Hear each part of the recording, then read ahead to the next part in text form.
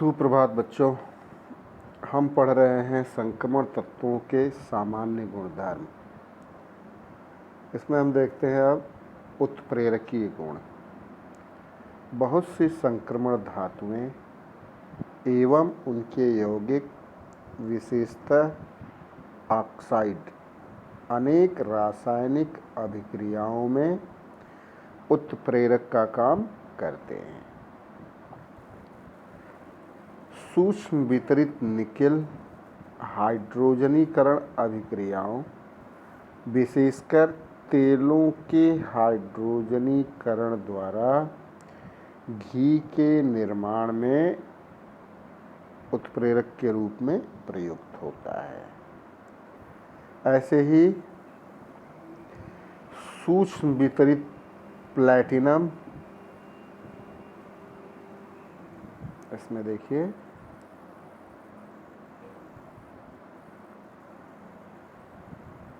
का उपयोग संपर्क विधि द्वारा सल्फ्यूरिक अम्ल के औद्योगिक निर्माण में किया जाता है। यह ऑस्टवाल्ड प्रक्रम द्वारा नाइट्रिक अम्ल के निर्माण में भी प्रयुक्त होता है।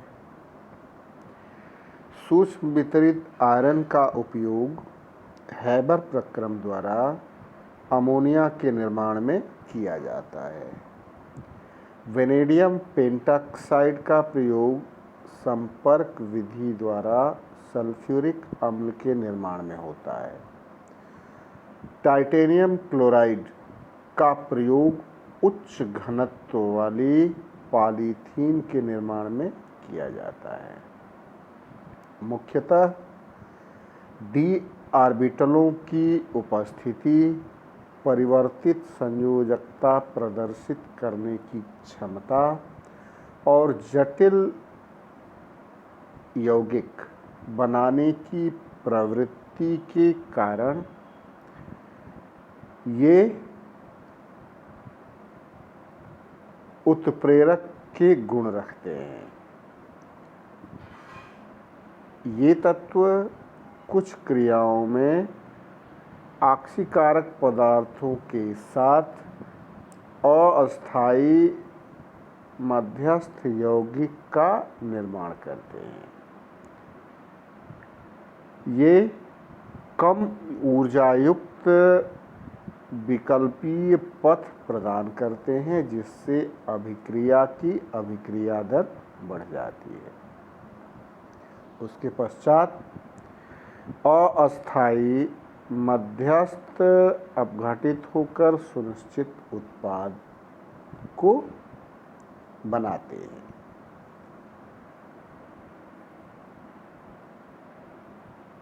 अगर हम ये कहें कि सूक्ष्म वितरित धातु अथवा उनके यौगिक मुक्त संयोजकताओं युक्त अधिक पृष्ठ क्षेत्रफल प्रदान करते हैं, जिसके कारण अभिकारक के अणु उनकी सतह पर अधिशोषित हो जाते हैं तथा एक दूसरे के करीब आ जाते हैं, एक दूसरे से संयोग करते हैं और अभिक्रिया की अभिक्रिया दर को बढ़ा देते हैं।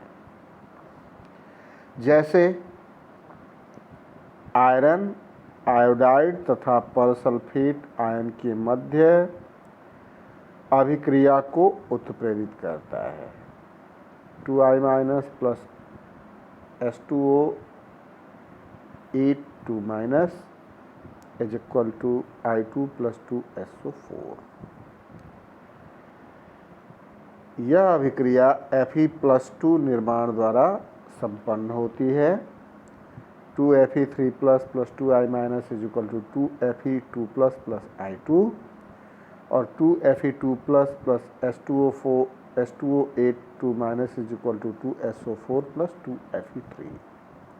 अर्थात ये अधिशोषण के द्वारा या मध्यस्थ यौगिक का निर्माण करके रासायनिक अभिक्रियाओं की अभिक्रिया दरों को प्रभावित करते हैं। अतः इनमें उत्प्रेरकीय गुण भी पाया जाता है। अगला है अंतःकाशी या अंतराकाशी यौगिकों का निर्माण। अंतःकाशी या अंतराकाशी उन यौगिकों को कहा जाता है जिनका निर्माण धातुओं के क्रिस्टल जालक के भीतर हाइड्रोजन, कार्बन, नाइट्रोजन जैसे छोटे छोटे परमाणुओं के आबद्ध होने के कारण होता है। संक्रमण धातुएं अन्य तत्वों हाइड्रोजन, कार्बन, नाइट्रोजन, बोरान इत्यादि के साथ संयुक्त होकर अधिक संख्या में अंतःकाशी यौगिकों का निर्माण करते हैं। इन तत्वों के छोटे परमाणु संक्रमण धातुओं के जालक में उपस्थित रिक्त स्थान या अंतःजालक में प्रवेश कर जाते हैं तथा इस प्रकार अंतः आकाशी यौगिकों का निर्माण करते हैं। जैसे ही जालक के रिक्त स्थान भर जाते हैं, निर्मित अंतः आकाशी यौगिक बिल्कुल कठोर एवं दृढ़ हो जाता है। अंतः आकाशी यौगिकों का निर्माण संक्रमण धातु की रासायनिक क्रियाशीलता को किसी भी प्रकार से बाधित नहीं करता है। हालांकि कुछ भौतिक गुण जैसे घनत्व, कठोरता, दृढ़ता, घातवर्धनीयता, तन्यता, विद्युत चालकता इत्यादि परिवर्तित हो जाते हैं। जैसे इस्पात एवं ढलवा लोहा आयरन के कार्बन के साथ बनाए गए अंतः आकाशी यौगिकों के उदाहरण हैं। इनके लक्षण इन यौगिकों के गलनांक शुद्ध धातुओं से अधिक एवं उच्च कोटि के होते हैं। अंतः आकाशी यौगिक अत्यंत कठोर होते हैं। कुछ बोराइड यौगिकों की कठोरता हीरे के समतुल्य होती है। इनकी चालकता शुद्ध धातु के समान रहती है तथा ये रासायनिक रूप से अक्रिय होते हैं। मिश्र धातुएं संक्रमण धातुएं आपस में क्रिया करके मिश्र धातुओं का निर्माण करती हैं। जैसे इस्पात, स्टेनलेस स्टील वास्तव में आयरन तथा chromium, vanadium, molybdenum, tungsten, manganese के द्वारा निर्मित मिश्र धातुएं। संक्रमण धातुएं आपस में संयुक्त होकर मिश्र धातु बनाने की प्रकृति रखती हैं। उनके परमाणु चूँकि परमाणु आकार उनके एक समान लगभग हैं, जिससे एक धातु दूसरे धातु के जालक में सरलतापूर्वक समाहित होकर एक ठोस विलयन बनाती है। इसको मिश्र धातु कहते हैं। यही कारण है कि संक्रमण धातु गलित अवस्था में एक दूसरे के साथ मिसिबल होती है, मिश्रणीय होती है। दो या दो से अधिक संक्रमण धातुओं के गलीय विलयन को ठंडा करने पर संगत मिश्र धातु प्राप्त होती है। अब ये तो था डी ब्लॉक के तत्वों के सामान्य गुणधर्म। अब आते हैं एफ ब्लॉक के तत्व या लैंथेनाइड और एक्टिनाइड पर। डी ब्लॉक के तत्वों में कुछ इनके यौगिक भी हैं जो इस साल कोर्स में नहीं हैं, जैसे पोटेशियम डाइक्रोमेट है, पोटेशियम परमैंगनेट है। इनके निर्माण और इनके रासायनिक गुणों को इस साल कोर्स से अलग कर दिया गया है।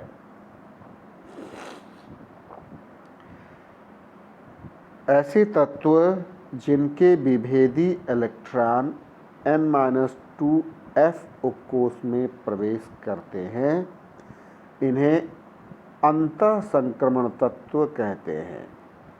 आवर्त सारणी में इन्हें एफ ब्लॉक तत्व या आंतर संक्रमण तत्व के नाम से जाना जाता है। अब इसमें एफ ब्लॉक के तत्वों की दो श्रेणियां, एक लैंथेनाइड और दूसरी एक्टिनाइड। लैंथेनाइड में दुर्लभ मृदा धातुओं को रखा गया है। ये प्रथम जो श्रेणी है अंतः संक्रमण की, इनमें 4f ऑर्बिटल में इलेक्ट्रॉन प्रवेश करते हैं। इस श्रेणी में परमाणु क्रमांक 58 सीरियम से लेकर परमाणु क्रमांक 71 ल्यूटेशियम तक 14 तत्वों को रखा गया है। चूँकि ये लैंथेनम का अनुसरण करते हैं, इसलिए इनको लैंथेनाइड कहते हैं।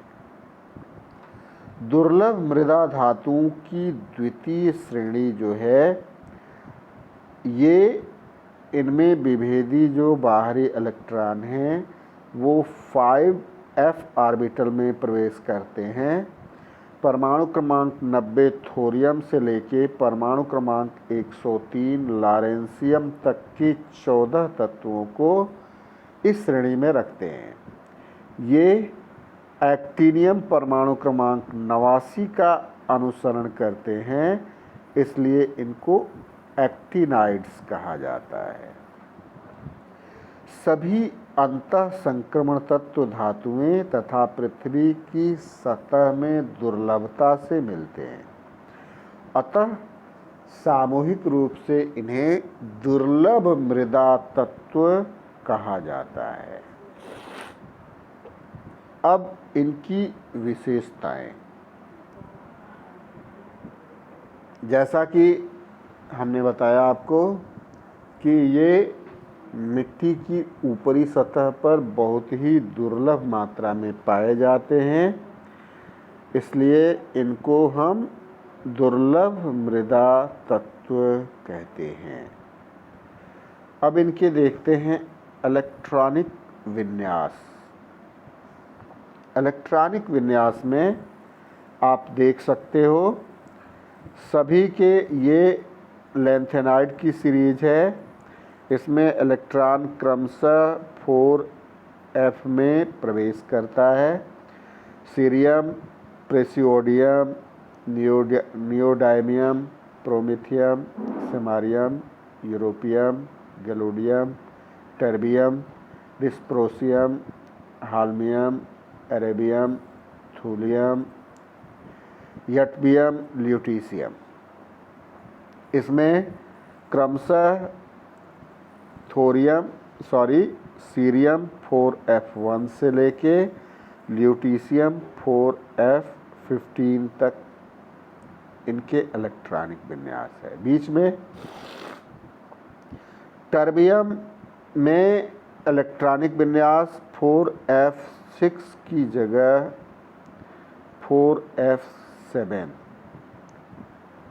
ऐसे ही यटबियम में 4f14 होता है 4f13 की जगह, 4f13 की जगह 4f15 होगा। तो वही अर्धपूरित और पूर्णपूरित कक्षकों की थ्योरी है।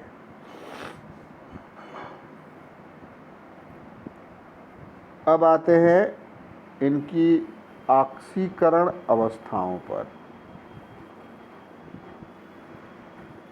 ऑक्सीकरण अवस्थाएं, लैंथेनाइड जितने हैं उनकी ऑक्सीकरण अवस्थाएं +3 हैं।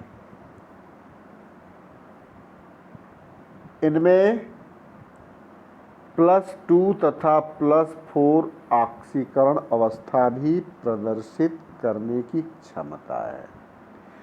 जलीय विलयन में +2, +4 और +3 ऑक्सीकरण अवस्था अधिक स्थायी होती है।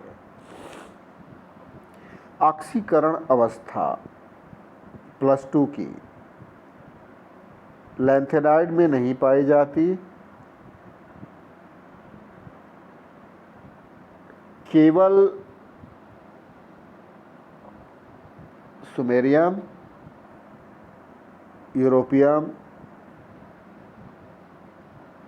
यटबियम के हैलाइड, सल्फेट और कार्बोनेट +2 ऑक्सीकरण अवस्था देते हैं। सेमार्थियम, यटबियम, यूफोरियम और नियोडियम ये ठोस हैलाइडों में +2 ऑक्सीकरण अवस्था देते हैं। +3 ऑक्सीकरण अवस्था लगभग सभी लैंथेनाइड +3 ऑक्सीकरण अवस्था प्रदर्शित करते हैं। +4 ऑक्सीकरण अवस्था, इसमें सीरियम, प्रोसोडियम, नियोडामियम और डिस्प्रोसियम ये +4 ऑक्सीकरण अवस्था प्रदर्शित करते हैं। अनेक द्विक लवणों में इनकी +4 ऑक्सीकरण अवस्था पाई जाती है। अब आते हैं चुंबकीय गुण में। चुंबकीय गुण, इन तत्वों के अधिकांश +3 ऑक्सीकरण अवस्थाओं में अनुचुंबकीय प्रकृति प्रदर्शित होती है। लैंथेनम से ल्यूटेशियम, लैंथेनम +3 और ल्यूटेशियम +3 में शून्य चुंबकीय आघूर्ण पाया जाता है और ये अनुचुंबकीय व्यवहार प्रदर्शित नहीं करते। इनका अनुचुंबकीय व्यवहार इनमें उपस्थित अयुग्मित इलेक्ट्रॉनों के कारण होता है। अब आते हैं इनके परमाणु तथा आयनों का आकार और लैंथेनाइड संकुचन। परमाणु का आकार आप इनके देख सकते हैं, परमाणु क्रमांक और इनकी जो परमाणु त्रिज्याएं हैं। जैसे जैसे परमाणु क्रमांक बढ़ रहा है, इनके परमाणु आकार क्रमशः छोटे होते जाते हैं। ये 187 पिकोमीटर से 173 पिकोमीटर के मध्य हैं तथा इनके M+3 आयनों की आयनिक त्रिज्या भी क्रमशः छोटी होती जा रही है, जो 106 पिकोमीटर से 86 पिकोमीटर के मध्य आती है। वास्तव में अनुचुंबकत्व इलेक्ट्रॉन के चक्रण तथा उसकी ऑर्बिटल की गति दोनों के कारण होती है। डी ब्लॉक के तत्वों में डी ऑर्बिटल पूर्ण रूप से आवरणित या शील्ड नहीं होते तथा बंधों के निर्माण में भाग लेते हैं।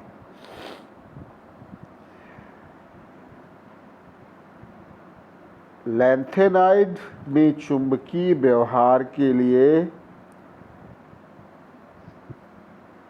4f उत्तरदायी होते हैं और 4f कक्षक पूर्ण रूप से सील्ड होता है।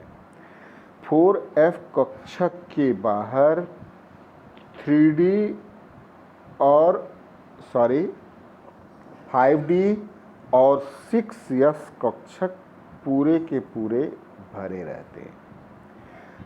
अतः केवल इलेक्ट्रॉन चक्रण के कारण उत्पन्न चुंबकीय आघूर्ण μs √4s s+1 इसके कारण होता है।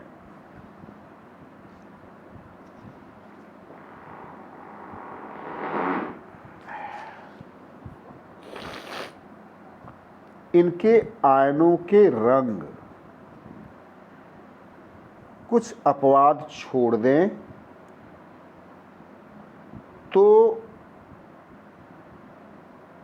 त्रिधनायन रंगीन होते हैं और ये जलीय एवं ठोस दोनों ही अवस्थाओं में रंगीन होते हैं। क्योंकि इनके 4f उपकोष में n इलेक्ट्रॉन अथवा 14 n इलेक्ट्रॉन होते हैं।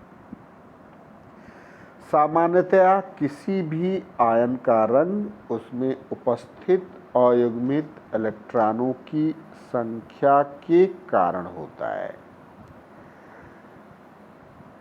जिसमें जितने अयुग्मित इलेक्ट्रॉन होंगे वहाँ पर इलेक्ट्रॉनों का संक्रमण एक ऊर्जा स्तर से दूसरे ऊर्जा स्तर तक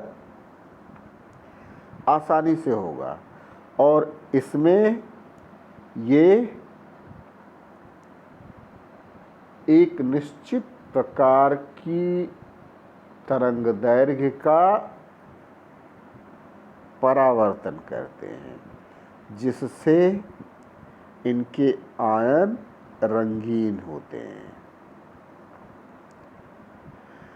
लैंथेनाइडों के आयन अपने रंगों में काफ़ी अनियमितता प्रदर्शित करते हैं। जैसे सीरियम+3 तथा एटबियम+3 आयन एक एक अयुग्मित इलेक्ट्रॉनों की उपस्थिति के बावजूद भी रंगीन होते हैं।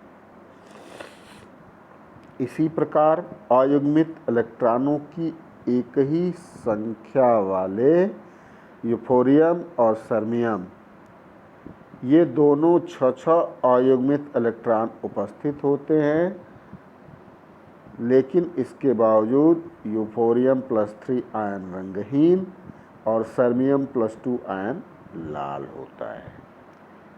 अब देखते हैं लैंथेनाइड संकुचन ये क्या है। लैंथेनाइड संकुचन मूलतः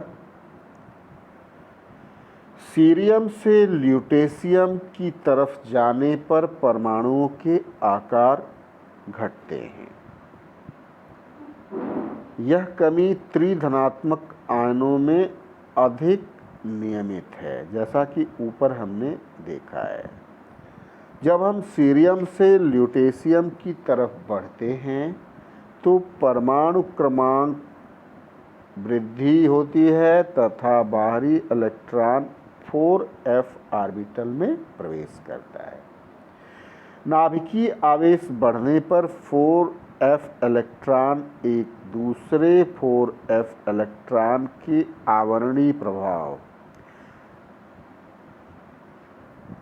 में आता है। अतः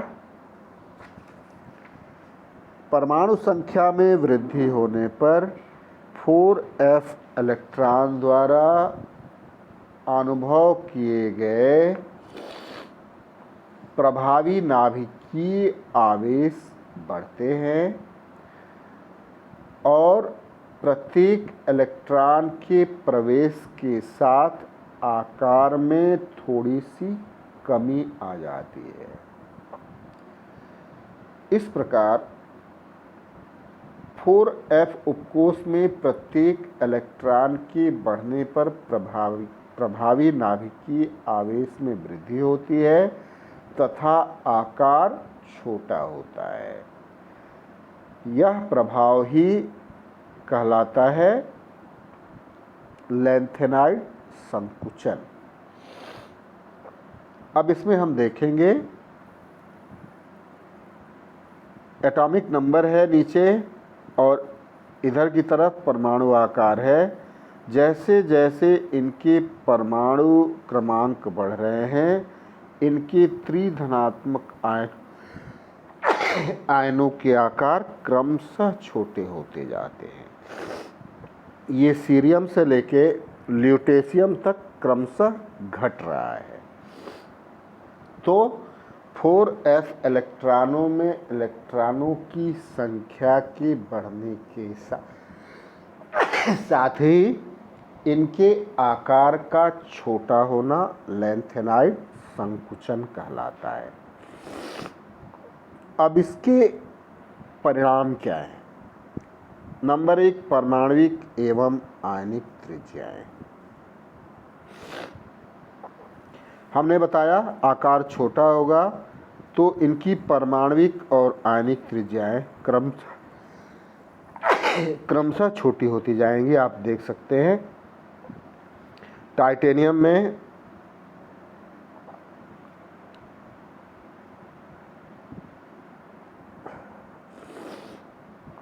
ये संक्रमण तत्वों की परमाणु त्रिज्याएं, पहली सीरीज, दूसरी सीरीज और तीसरी सीरीज। टाइटेनियम से कॉपर, जिरकोनियम से सिल्वर और हैफेनियम से गोल्ड तक।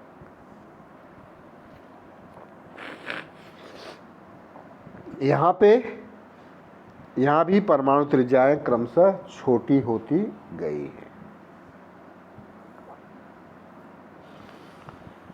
ऑक्साइडों और हाइड्रोक्साइडों की भास्मिकता या क्षारीयता।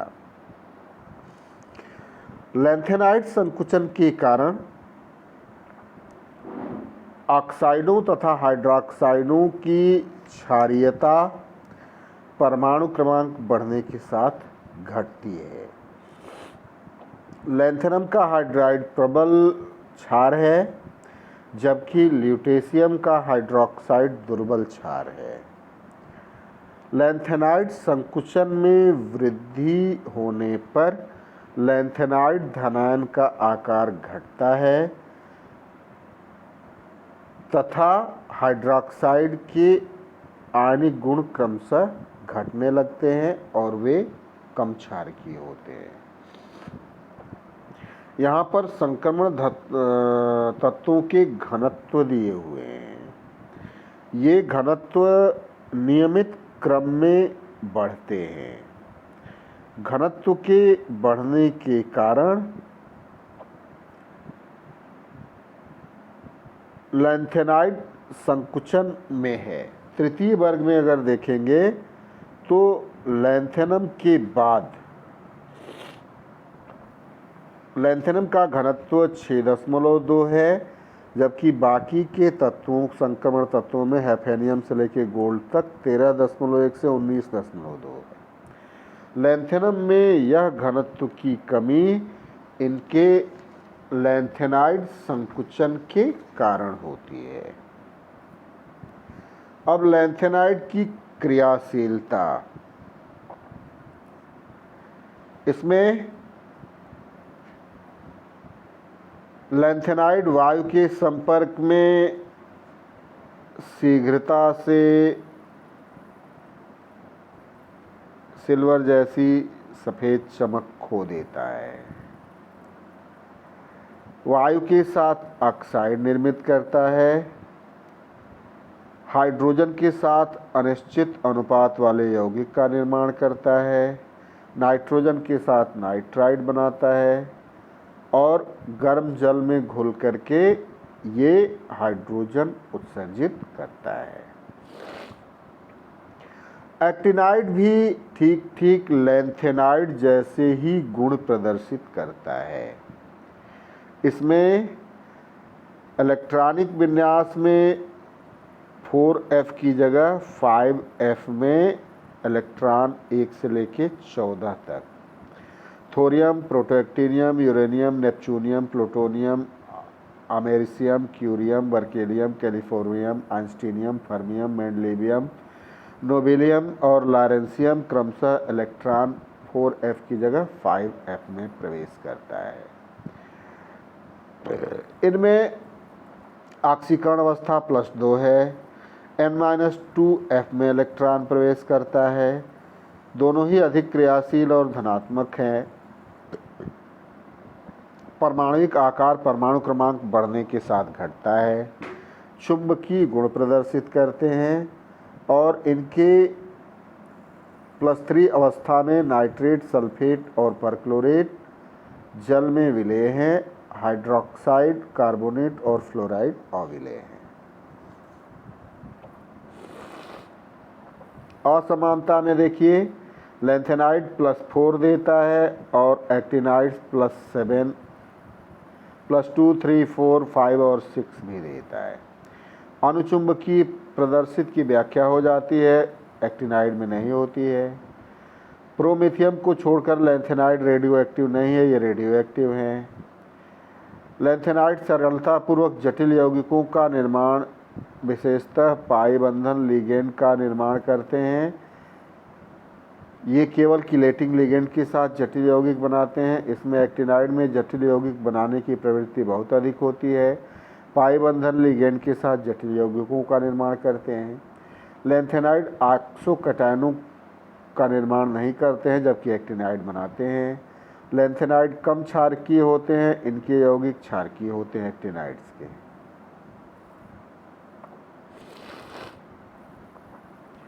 उपयोग: लैंथेनाइड मिश्र धातुएं बनाएंगे।